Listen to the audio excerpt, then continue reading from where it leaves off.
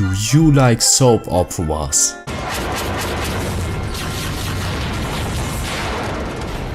Well, I don't. As a standalone, this event is not my cup of strange tasting mystery herb tea. It's totally different from everything else. Greenthumb Garden gets away with this since it's only a fragment of two different narratives.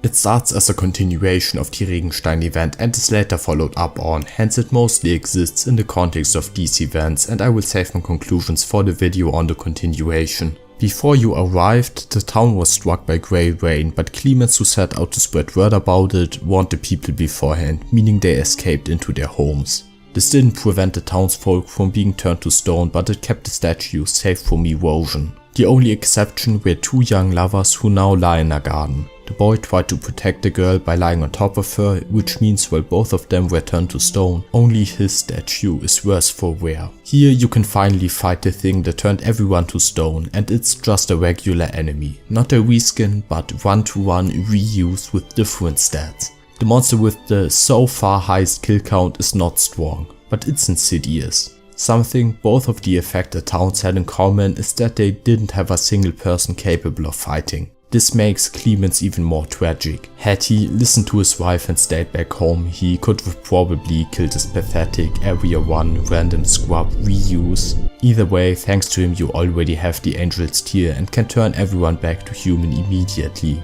In conclusion, his 50 years of suffering weren't for nothing. And this whole village, while ungrateful at first, was saved because he was able to persevere and finally move on. After everyone wakes up, the second part of the event starts and it becomes a melodrama. Something that's reflected in its NPCs who are really obsessed with romance. The one boy didn't get fully cured, so we get medicine for him.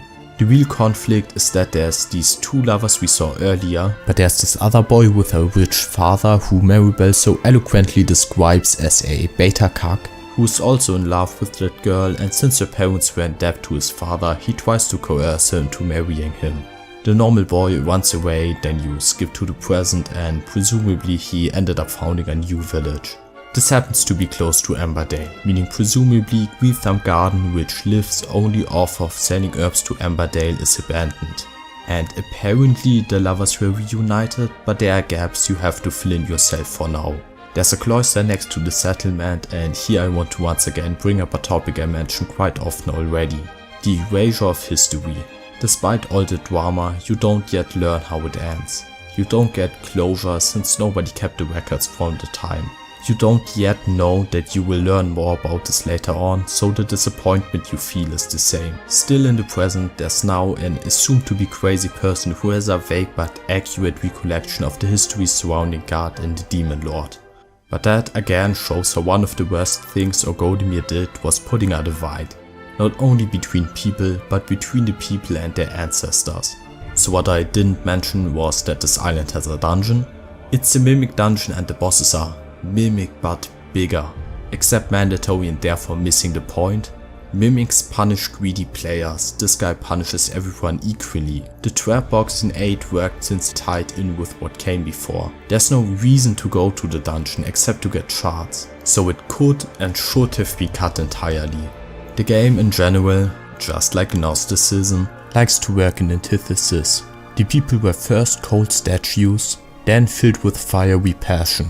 There are prudish traditional nuns living right next to a guy with a weird kink. There are stories about God fighting against the Demon Lord. And a trash event like this is being sandwiched between two of the better ones. At least it sets the stage for the later continuation and the immediately following improved version of this romance.